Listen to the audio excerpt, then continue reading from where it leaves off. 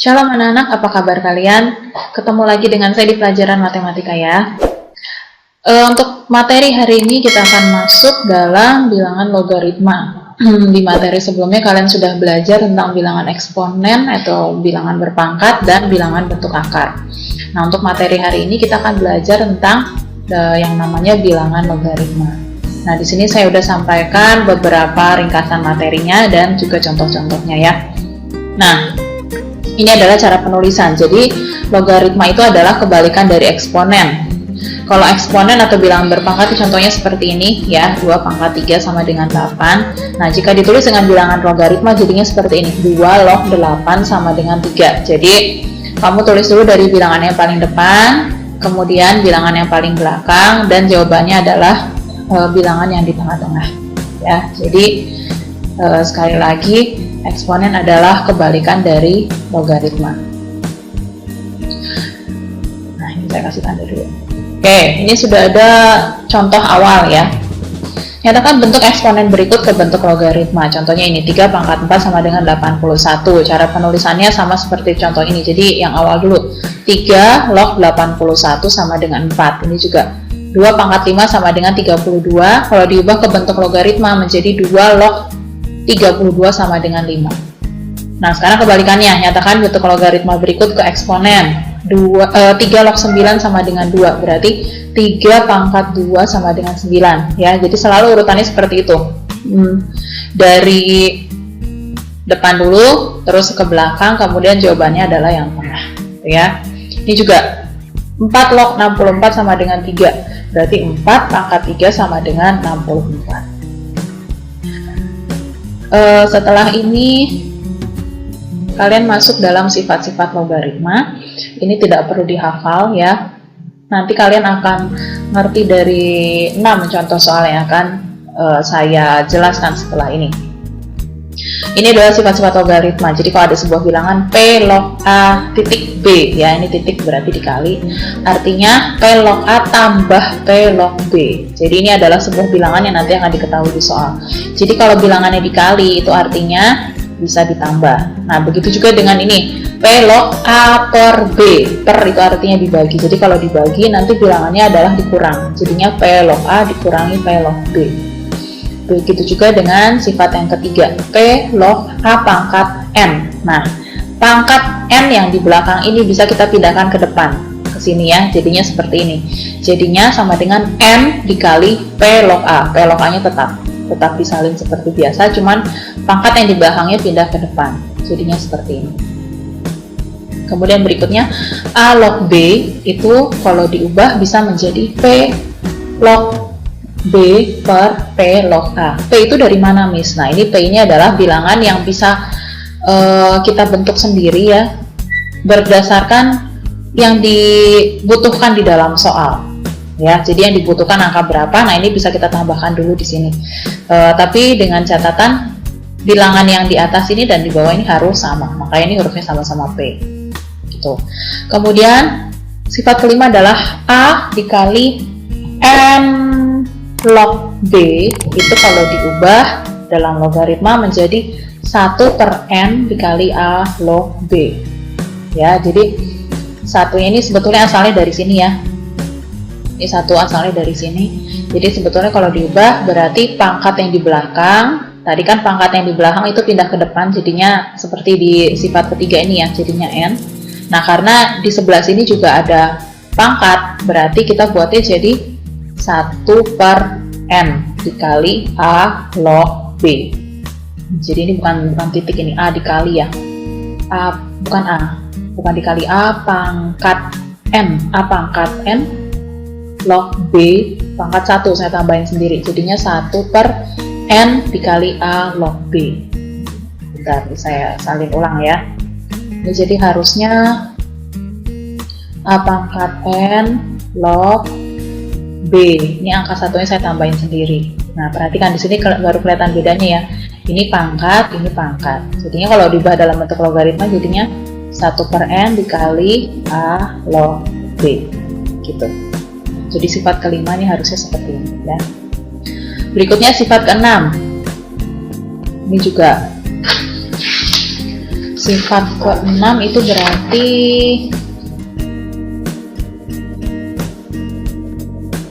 harusnya kayak gini. A pangkat N log B pangkat M. Ya, hampir mirip sebetulnya dengan sifat yang ke-6.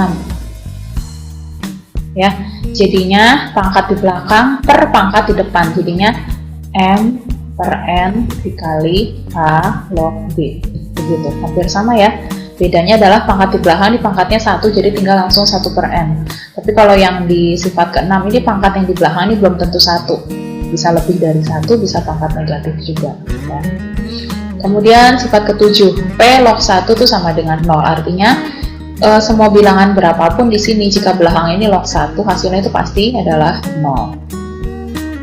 Sifat ke-8, A log A sama dengan 1. Artinya bilangan di depan dan bilangan di belakang ini, jika bilangan ini sama, hasilnya itu pasti 1. Contoh 3 log 3, 2 log 2, 4 log 4, misalkan, atau 100 log 100, 1000 log 1000, itu hasilnya pasti 1.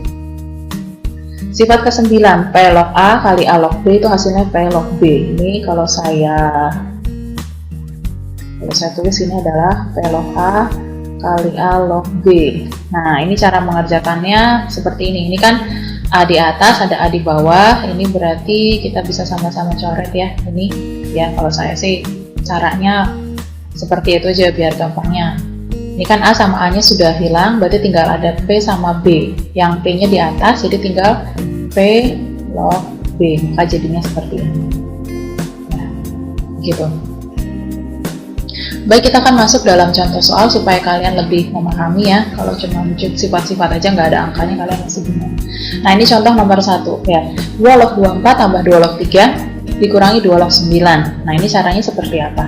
Kamu perhatikan ya, setiap ada soal logaritma, perhatikan dulu angka yang di depan sini. Ini angkanya sama, berarti bisa kita gabung. Ya, kalau angkanya sama berarti kita gabung aja. 2 log, kemudian kamu tulis buka kurung.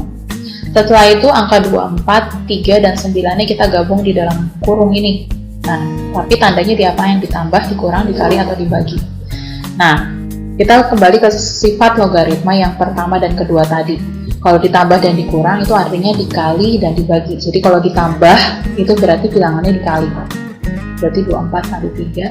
Nah, dan kalau dikurang ini berarti bilangannya dibagi. Jadi kita tulisnya seperti ini aja.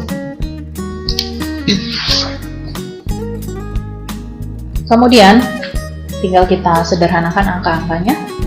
Ini dibagi 3 ya, sama-sama bagi 3. Ini jadinya 3, ini jadinya 8. Ini sama-sama ada angka 3. Kita coret, jadinya tinggal 2 log 8. Nah, ini 2 log 8. Kemudian 8-nya kita buat jadi bilangan berpangkat. 8 itu adalah 2 pangkat 3 ya. Jadi ditulis dulu di sini 2 pangkat 3. Ini tahu dari mana 8 itu 2 pangkat 3? Kita pakai pound faktor ya. Ini kalau dibagi 2, 4. Kalau dibagi 2, 2.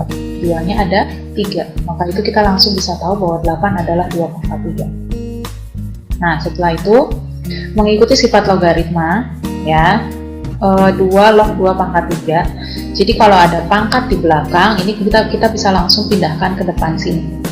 Jadinya 3 pindah ke depan. Kemudian 2 log 2 nya disalin, jadi 3 kali 2 log 2 seperti ini. Kemudian 2 log 2 nya dicoret ya, ngikutin sifat logaritma, pokoknya kalian ikuti aja. Jadi hasilnya 3 dikali 1. Kalau dicoret artinya habis, jadi tinggal 1, jadinya 3 kali 1 sama dengan 3 gitu ya. Ini baru contoh nomor 1. Kalau kalian masih bingung, nanti silahkan diulang lagi videonya untuk contoh soal nomor 1 supaya kalian lebih memahami lagi. Semakin diulang masih kalian bakal semakin paham ya. Jadi untuk contoh nomor 1 jawabannya adalah 3. Contoh nomor 2, ini log 5 tambah log 4 dikurangi log 2 tambah log 10. Kalau di sebelah sini nggak ada bilangannya ya, nggak ada bilangannya, berarti ini dianggap 10 log 5 tambah 10 log 4 dikurangi log 2 ditambah dikurangi 10 log 2 ditambah 10 log 10. Jadi ini pasti bilangannya 10. Jadi kalau di logaritma, kalau di depan sini bilangannya adalah 10, itu biasanya tidak pernah ditulis ya. Dengan kata lain, semua logaritma yang ada di soal ini itu bilangan di depannya ini adalah pasti 10, jadi sama ya. Jadi seperti soal nomor 1 ini kita gabung seperti ini. Kemudian bilangan 5, 4, 2, dan 10 itu kita taruh di dalam kurung. Nah ini 5 ditulis dulu, 5-nya di atas, tambah log 4 berarti atasnya juga 4-nya dikali, dikurangi log 2 berarti dibagi ya di bawah sini, kemudian ditambah log 10, nanti berarti tetap di atas. Udah, seperti ini caranya. Kemudian kita sederhanakan, ini bisa dibagi dengan 4 atau 10 ya, sama aja begini. Jadi ketemunya adalah 5 kali 2 kali 10, berarti 10 kali 10 adalah 100 ya. Kemudian 100 kita buat jadi bilangan berpangkat. 100 itu adalah 10 pangkat 2 ya, karena di sini depan nggak ada bilangannya berarti bilangan 10, ini saya tulis dulu.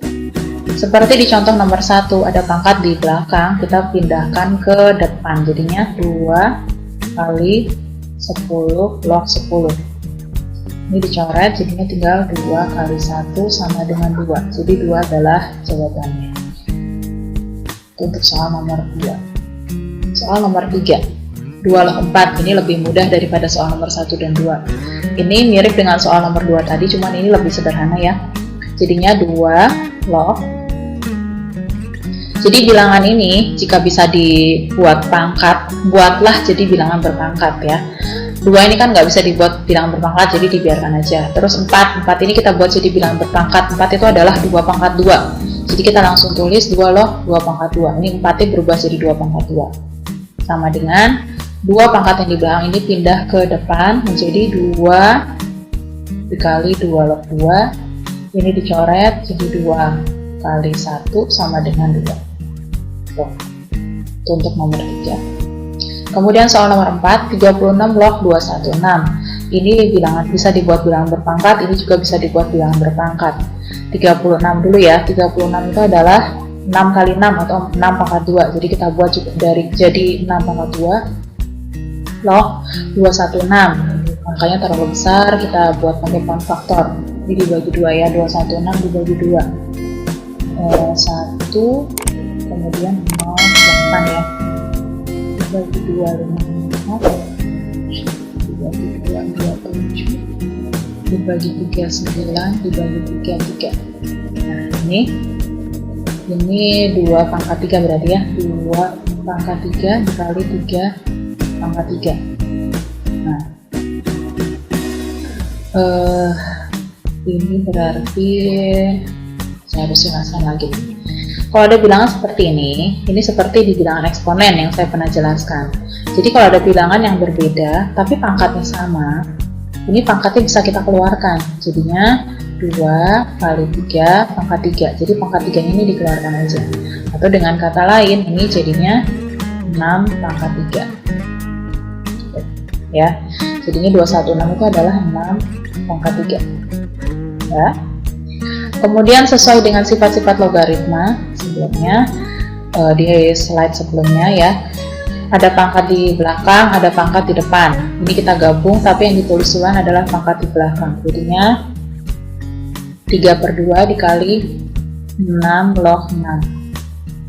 6 log 6 dicoret, jadi jawabannya tinggal 3/2.